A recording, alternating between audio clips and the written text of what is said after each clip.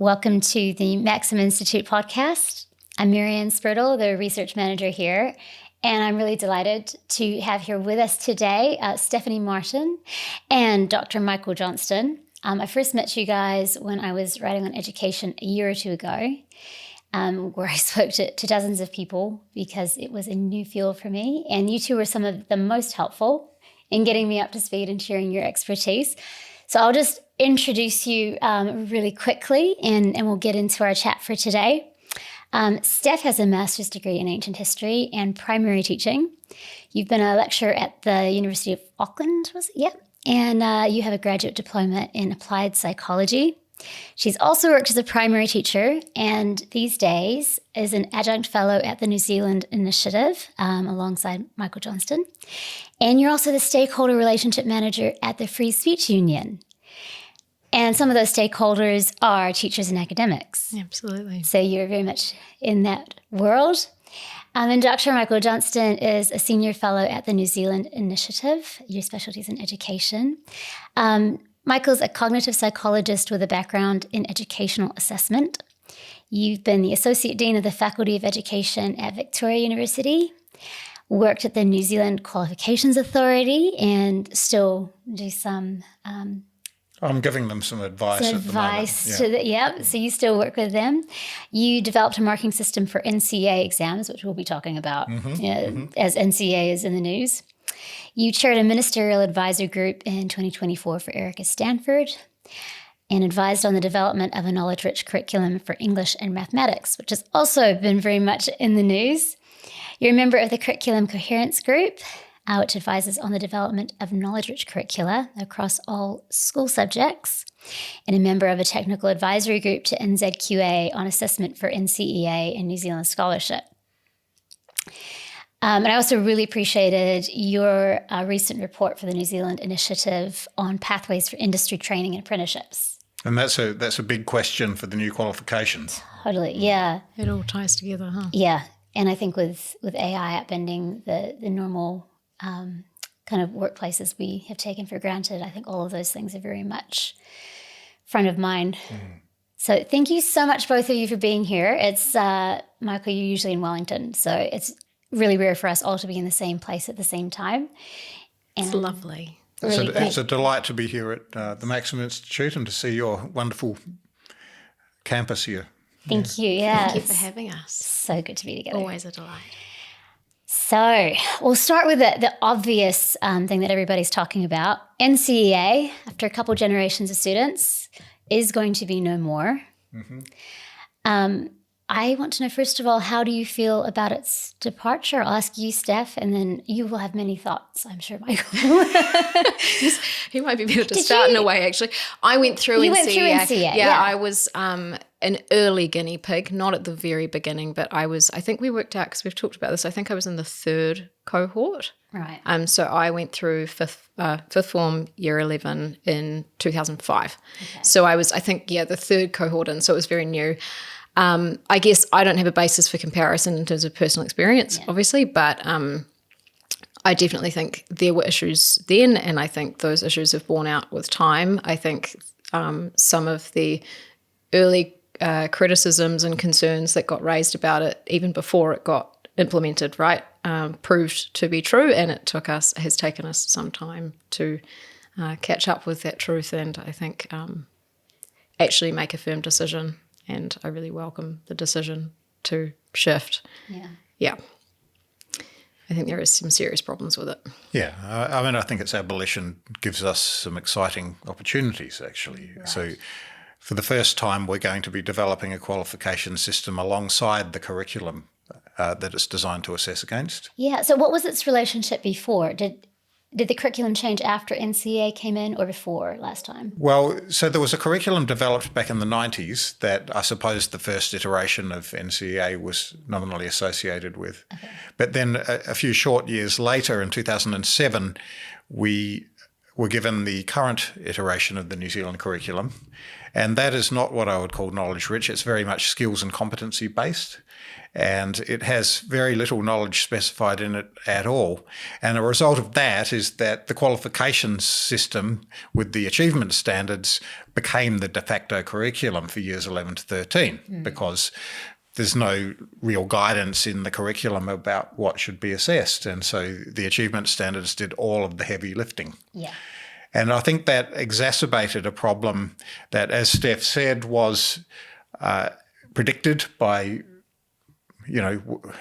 academics like Professor Cedric Hall and Professor Warwick Ellie back in 2000 or so. They were saying that if you take this approach to assessment where you have multiple assessments per subject, you're going to end up with fragmentation of teaching and learning, because even though those are not supposed to be curriculum units, they will end up being curriculum units, and teachers will approach them in a piecemeal way. And that's exactly what's happened. And, when I was at NCEA back in the early 2000s, we were tasked with fixing some of the technical problems, hence the development of the new marking system for exams, and I think that's been pretty successful. But the fundamental design flaws have never been addressed because they really can't be within that paradigm where you have all these separate assessments and kids accumulate credits. That leads to the problems that we have with young people not having full programs of learning because they decide they have enough credits for the qualification and then stop, that kind of behaviour. Teachers being overly obsessed with farming credits for the kids, it's just not a good way to have a qualification system influence an education system. So really we need to make sure that the new system is put in service of the curriculum instead of, kind of leading it by the nose in a bad direction. And what makes a good curriculum and good assessment? Because assessment is a little bit controversial where, I hear different voices saying, oh, no, but you can't do it that way because of this. Oh, we wouldn't want to do that. But at the end of the day, you need assessment to evaluate whether or not learning is happening and who is learning and who has the qualification. And you also need to have it not, as you said, drive the curriculum. Well, how do you strike that balance, and what are you looking for? I'm not saying that you should have it not drive the curriculum, because that's a fool's errand. Because it's always going to influence. Because it always will. Teach, yeah. I mean, the fact is that teachers and schools and students and parents and politicians and agencies and everybody want kids to get qualifications. Yeah. And we should want them to, but they should have to mean something. Yeah. But so the point is that the way in which teachers and schools and students behave will always be driven by the dictates of the qualification system, because it has the valued outcome attached to it. Yeah. So the question is not how do you stop assessment driving curriculum, but how do you harmonise assessment with the curriculum so that it drives things in a good way, in the way that the curriculum intends. Yeah. I know you've been talking to principals and others who are on the front lines actually getting students learning. What are you hearing from them? What do they want? Well, they want their kids to get qualifications, and I think the biggest worry is that some of the kids who have come out of NCEA with a qualification wouldn't come out of this new system with one. And that may turn out to be true. It may be that we see a drop in achievement, at least initially. Mm-hmm. But what I would say is some of the low-level NCEA qualifications are really not telling the truth about what's been learned. Oh, that's my question when you say that. Like, how meaningless is the qualification? If a student is getting it now, but they're not going to get it possibly under different standards, was the qualification that they'd get right now worth anything anyway? We know that a lot of NCEA qualifications, especially level 1, are not worth very much. The data show us that the outcomes for students who leave with just level 1 are not a lot better than the outcomes for students who leave with no qualifications at all. Yeah. And while I think it is difficult, it's a difficult time for young people who are going through the tail end of NCEA and wondering what this qualification is worth. We mustn't kind of give them the idea that it's not worth anything, because an NCEA certificate can be very good quality. Yeah. If the teaching behind it is good quality, if the learning behind it is good quality, and they take coherent courses and and they do them comprehensively, they can come out with a qualification that is as good as any qualification in the world. Right. The trouble is that at the low end, it allows too much through that really isn't worthwhile. Yeah. And what I would say to young people coming through towards the new qualification who might be apprehensive about what it will look like is that this will actually be a powerful incentive on schools to lift their games, because they're going to have to make sure that they teach things in the rigorous way that the new curriculum will ask them to do, and to meet the requirements of the new qualification system. And that will set up young people much better, because the qualification will always mean something. Whether they get it, on a curriculum-based pathway towards a university, or whether they take one of the new vocational education subjects that will be part of the new qualification, it'll set them up for something according to their aptitudes and interests. Yeah. So that's the goal that we have to deliver on. Yeah, because from what I understand from NCEA, it was supposed to correct kind of the lack of emphasis on vocational pathways. However, am I right that 6% of graduates are going into vocational pathways out of NCEA, so it's not actually achieving 6% of school leavers start apprenticeships. So the average age of apprenticeship in New Zealand is 28. Yeah. So they're not going directly into it. They're not going directly into it. And that's one of the things NCEA was supposed to accomplish. It is. But the incentives weren't there. No, and neither was the structure. Right. So that's actually the main issue. Yeah. So there are existing vocational pathways in NCEA, but they're not widely used, and they're based on unit standards rather than the achievement standards of the curriculum subjects and the unit standards for the vocational side of things. Okay. But the problem is that any unit standard from across the entire framework can count towards NCEA, and there is no requirement to have a coherent program behind the assessment. So it can be a grab bag of disparate standards across a whole lot of things. And some of those standards might be valuable if they were part of a coherent program. Right. Some of them are very low level and are probably not.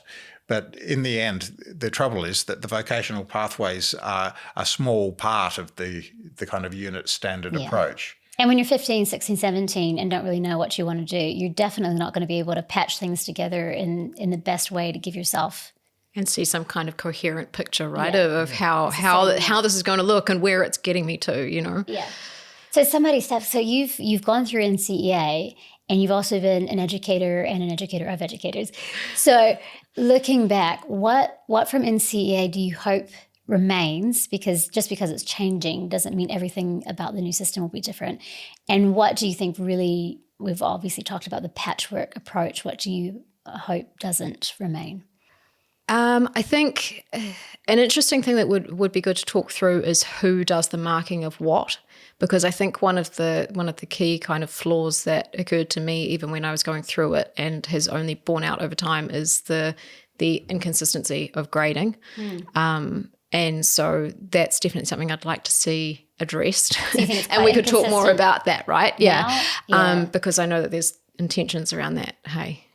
Well, I don't think there's any firm intentions yet, and I should say that, there are a lot of policy decisions yet to be taken. Sorry, what I should say there is it's something that is on the table to be talked about. I shouldn't say their intentions, it's not the right word, but it's something that's going to be worked out and talked through. Yeah, it's being addressed, right? Can you explain the problematic aspect of? Well, I think just this is something that I've kind of got anecdotal kind of experience of as well. Like friends who've been high school teachers have said to me that even sitting in a room where they're moderating, if moderation even happens, it's the variation from individual teacher to teacher, because they haven't really been trained in assessment and grading, right? So the variation from teacher to teacher is just very, very wide. Yeah. And that degrades your confidence in what people's marks are, right? Exactly, there. yeah. Did they actually get that mark, or did they just get lucky? Well, exactly. And what actually determines that mark, and are we on the same page about this? And it seems that overall there really hasn't been. Yeah. So it's very difficult to have the picture of like what students have actually accomplished and where they're actually at, because the variation in the assessment grading itself has been so sort of all over the place. It's quite telling when you compare the results distributions over time between external exam assessment and the internal assessment. So the NCEA has processes for controlling variability in external assessment. Those were set up in the between 2006 and 2011. After the variability crisis of 2005, when there was a big political storm over variation between subjects and massive variation over time, started with the New Zealand scholarship, flowed through to the NCEA itself. I'd actually just landed in the organisation a few weeks before this crisis broke, and suddenly I found myself drawn into this process of fixing the technical issues. And so they did that successfully. But the internal assessment, they put in place a massive moderation system. So schools do their own moderation, but that's in isolation from one another. And then there's a post hoc moderation system where schools send in samples of student work that's been graded by teachers, and moderators say whether they got the grade right or not. Okay. Now, the agreement rate isn't very good, and it hasn't improved over time. Right.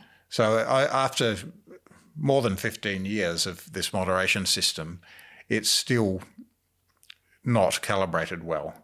And not only that, we've had grade inflation through the 2010s. Well, so you see a divergence between the internal and external assessment results, because the external assessments have been successfully controlled by NCEA, but the internal assessments, they have no real mechanism for doing that, because the moderation system is post hoc. It doesn't alter the grades that have been awarded. No. The idea is that teachers take on the feedback for next time, but it's just not a strong enough lever to control the problem. Yeah. And if you think about it, we're talking about incentives. Teachers want their students to achieve. Of course they do. And so whenever there's a line call, they're going to fall on the side of the student getting the credits. Oh, yeah. And that's perfectly forgivable and understandable if you've got the teachers put in that position of making a judgment about a student who they've seen, maybe try pretty hard to get this thing done, and they really want to see them succeed. Yeah. And the associated problem with that is over-scaffolding. So it's giving them a little bit too much help towards getting the credits. And the trouble with that is that then the learning isn't durable. So if they haven't learned it to a deep enough level, then when they come to build on that learning, the foundations just won't be strong. Right. Yeah, I thought one of the more damning things about NCEA was looking at how PISA, so internationally pegged test results from Kiwi students, dropped at the same time over years and years that NCEA continued to get better and better. The qualifications achievement rates were improving for NCEA, while New Zealand is going down and down and down. They can't both be true. No, something's not right with that picture, right? Yeah. Maybe something else to another kind of point to talk about is the internal, external. I think probably the my understanding of the certificate system that came before is there was a lot loaded at the end of the year, right? In terms of everything kind of being accumulated on this one moment in time. I do think the idea of having these kind of points through the year where you're kind of gauging where you're at and working towards something and having a kind of combination of some sort of external and internal. But I think it would need to be in a way that isn't just point accumulation through the year, right? It needs redesigning, but I think in principle the idea of internal and external, right, is an idea worth keeping. Minister Stanford has said that there will still be internal assessment. Yeah. She's also said that all the assessments, internal and external, will be combined into a single mark on a percentage scale that will result in a grade from A, B, C, the kind of old sort of grading. Yeah. I mean, I don't much mind how we label the grades, but probably even to this day, A, B and C is more interpretable to most people than excellence, merit and achieved. So, yes. And I've heard of students going overseas, applying for universities overseas, and people going, what are all these E's? Like, what does this mean? We kind of have is this lower than a D? What is this? Yeah. We have to be aware that as much as we like to do things, the Kiwi way, students are coming from and going to institutions overseas. Yes. And we have to live in a global society and make sure that our education system matches up really well. That's right. While maintaining. On that topic, why do you think we aren't going with Cambridge or IB? And what arguments, pro and con, do you guys have for creating your own brand new and not Well, just... I think it would be, a lost opportunity if we went with an overseas qualification when we've got a new knowledge-rich curriculum coming online. And why wouldn't we design an assessment system that dovetails with that, beautifully? It's, Right. we could That is the equally, ideal, yeah. we could say, some people have said, why don't you just get Singapore maths instead of building our own maths curriculum? Why don't we, just copy the Cambridge curriculum and teach that? We could do that, but, it's kind of selling out on a point of national difference if we do that, But because there are universal... With math, does it matter No, that much? it doesn't matter that much. Right. Mathematics is mathematics all around the world, as science is science all around the world. With history, it's a bit different, Yes, right? Because some are very different, yeah. there's New Zealand history that we need to include in our curriculum. Yeah. Likewise, New Zealand literature we need to include in our English curriculum. And in geography, we might want to focus on the mountains and rivers of New Zealand rather than, not as well as, I should say, the big, geographical features, the Nile and so on around the world. But when it comes to having our own education system, I think we want to have our own New Zealand curriculum. It's not that mathematics is different here than it is somewhere else, but it's part of a curriculum for New Zealand. How much borrowing from other countries that are doing things excellently should we do? Well, I know that the curriculum writers have taken a lot of notice of Singapore maths, and they've taken a lot of notice of other curricula around the world that are successful. So we're certainly pinching ideas, yeah. Right. But I do think that it's important for us to have a New Zealand curriculum for New Zealand students situated here, even if in some subjects it looks very similar to what it will everywhere else. It should too. That's fine. Yeah. But, I love the word that you used earlier about saying harmony, like having a harmony between the assessment and the curriculum. I think that's a really nice way to think about it, because ideally they'll mutually feed into each other, right, and reinforce and support one another. And I think that, the opportunity to do that is just spectacular. So why not so take it, right? the internal assessment and getting that right will be a really important part of making that happen. Yeah. And I don't think, we should go on and we won't go on having these kind of individual assessments dotted through the year where it's just a constant round of teaching and assessing. That's not a good design for a qualification system. So, and that wasn't what I meant. I meant like touchstones in terms of how we're progressing. Well, I think if you think about goal, right? Think about what this is. It's a summative assessment system. You want to sum up what a student has learned and credential them for it. So why would you credential a qualification in, say, April or May? Sorry, that wasn't what I was advocating for. I'm not saying. I'm asking that question rhetorically, right? Because that's what we have been doing. We've been having them have assessments all through the year for NCEA. So, and that's the credit accumulation, right? So like in April, you've got X many credits. In August, you've got X many credits. Right. And so then you can decide, as has happened a lot, people opting out of external exams altogether, right? Indeed. If they've got enough credits. So they opt out of the exams. And and the great inflation for internal assessment I talked about before has not helped that, because it's now far easier to get credits in internal assessment. And so more and more there's been a flight away from the external assessment to the detriment of the knowledge that is examined by those standards. So we need to design a way to have, as you say, touchstones, but not ones that result in credits or necessarily anything towards the qualification, but more provide information to the teacher about how the student is tracking towards feedback. So then the internal assessments probably, in my view, should be taking place later in the year, and they're working towards them through the year. And everything we're talking about with curriculum, with assessment, is building towards what are we trying to accomplish, which is preparing students for the real world. And when you think about that, there's a little elephant in the room, which is getting bigger and bigger and less invisible. You published your paper on trades pathways, which is how to get students getting into the places where it suits their skills and there's work available. Paul Henderson, who's our senior fellow, recently published a paper on AI and the future of work. It forecasts kind of an inversion of what we've traditionally seen as like safe, well-respected careers, law, accounting, airline pilots, even in areas of medicine. And the more manual analog careers things are looking better. The forecast is better because AI, it's going to dent the prospects of what you might call the laptop classes, the knowledge workers.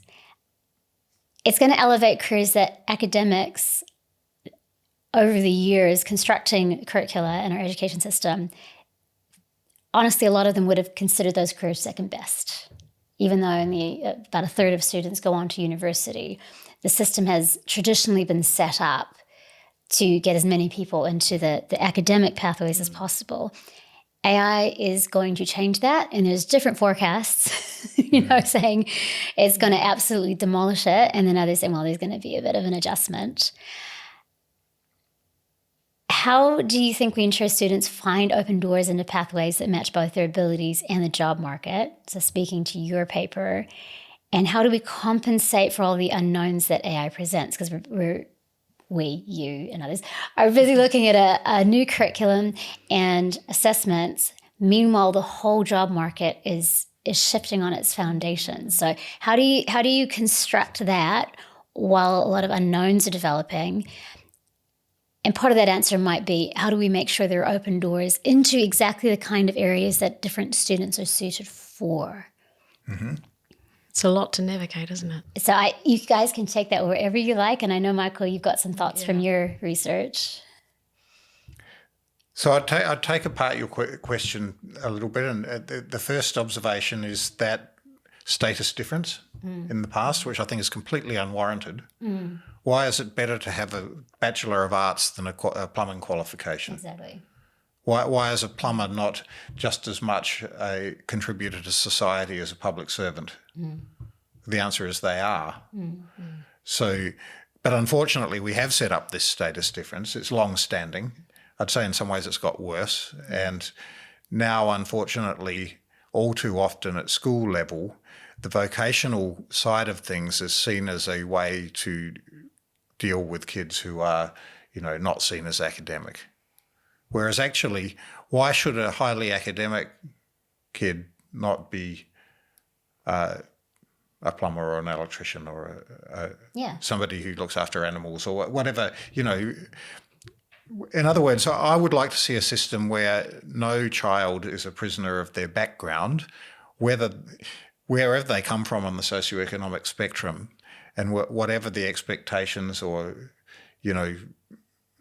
ambitions that their parents or their teachers might have for them, that they're empowered to follow their own interests and aptitudes, whether that's into a trade or some other aspect of vocational work or a university degree. And we have barriers to the participation in universities from young people from less well-off backgrounds at the moment. They're strong barriers. We need to address that as well. But then, the next question is, how do we set that system up so that it'll work? And I'm heartened to see that the industry skills boards will be involved in setting up the vocational side of things in schools, because... So that means that people who are going to be hiring these students get to say, this is what we want them to be trained in. Yeah, right? that's right. It's the follow-through, right? Yeah. So we need to get those programs right. They've got to entail work-integrated learning. They've got to have the opportunities for dual enrolment at school and a tertiary institution. The programs are going to have to be very flexible if they're going to work well. There's a huge amount of difficulty to overcome in getting those really set up well. But I do want to just, just challenge an implication in something that you said there. It is true that only a third of our young people go to university. It's also true that the school system can be seen as strongly geared towards preparing people for university. Now, I would say from year 11 on, or maybe year 12 on, then that stranglehold needs to be challenged and overturned. Yeah. But I think earlier than that, I would defend the academic subjects. Because everybody needs to. Because everybody needs to learn to think, to be a good citizen in democracy, and to know what their choices are, to learn to read and write and think. Yeah. And to understand scientific thinking, that's one of the best trainings for critical thinking there can be. Also in the humanities, also in economics. And, all of these subjects train our minds. And that's actually really important. And that should be for everybody. It's not necessarily just the university-bound students that do that. If you go to Germany, where they have a system that bifurcates, in my opinion, probably a bit too young, from the age of 10 or 11, kids either attend a gymnasium to go to university or a Hauptschule that takes them towards a trade. Right. But on the Hauptschule path, they still have the academic work because they see it as an important component of producing a citizen who can think for themselves and operate in a kind of worldly way. Yeah. When do you think that split should happen age-wise? When would you like to see it in the Well, I think at the qualifications years. Right. But, it's a big puzzle as to how schools are going to be able to deliver both a really rigorous academic pathway and a really well-resourced vocational pathway. Do you think there could be a system where it's different schools for different? Well, that's what I recommended in my report. Okay. We're not looking at that right now. Okay. That's something for down the track. Right. But in the meantime, they are going to need a lot of support from the industry skills boards to set up work opportunities for students who are wanting to go into that line, and also to interface their timetables with those of tertiary institutions when young people need to go and do some of their work there, because schools are just not going to be resourced to do everything. They can't be. I've seen a couple stories lately, one in the little community magazine and the other, I think it might have been the Herald or somewhere. So one school in Auckland and one elsewhere that are taking their students who are doing training in building and whatever would be related to renovating a house. And literally one was building a home and the other was renovating a property that was then sold off, and the funds from that were going to be used to buy another one. So the next intake of students could work on it. Oh, good. And the feedback was just so positive. Yeah. One of the comments was that the kids didn't want to do school the next year. They just wanted to carry on building, which in some ways you're like, no, don't leave school. But on the other hand, it's wonderful they found something that they are so, like they find that they can do and they want to keep doing. So why not let them leave school? Exactly. Yeah. Or why not have a pathway where they can continue doing this thing that they've discovered they enjoy? They can start earning an income from a much younger age. And they've answered questions that a lot of people haven't answered in their mid-20s. Well, as my friend Josh Williams would say, we need to stop thinking about, especially for the kids who are on those kinds of vocational tracks, there being a particular school leaving date. Yeah. It's more of a transition. Yeah. And some of them will still need the support of the school, perhaps for life and work skills more than anything, to kind of prepare them for the workplace. But they could be, working part-time, doing some part-time study at a polytech, and then maybe they pick up an apprenticeship, and maybe they want to do that half-time at first, and they're still at school a bit, but then they scale that back. And so it can be more of a graduated thing when it comes to leaving school than, now I've left school and I'm doing this instead. So, yeah. I can think of a few reasons why not all high schools are doing what those ones are. What do high schools need so that they can do that kind of thing in-house, from your guys' experience? I think only really big schools can do it in-house to any significant degree. Yeah. Like maybe, your average high school might be able to support one industry track. I think of things like P-Tech that Manurewa College is involved with. That's a collaboration with tech businesses, and it's very, very good. But you couldn't do that and construction and forestry and agriculture. It's just too much for a high school to be able to do. Schools are going to need to specialise in something. As far as I can see, they are. And then the question is how you support the aspirations of young people who might not want to do the thing that their school is into. Yeah, it can. Yes, and this is a whole other problem, which my paper on education choice kind of addressed. there are limitations because if you live here, this is where you can go to school, and there are a few other options. And so there maybe need to be smaller institutions that are also well-funded that can meet different needs. Yeah. That's right. Yeah. I mean, the system isn't set up for that. Yeah, I mean, that's something probably worth talking about, right, is charter schools and how the charter school model kind of overlays with what we're talking about, because it presents an opportunity, right? Yeah. The charter schools do, to realise what you're talking about. Yep. Yeah. It does. If we can have enough of them and they're kind of set up to do the right kinds of things. Yeah. At the moment, it's very small. There are not that many charter schools, so. Yeah.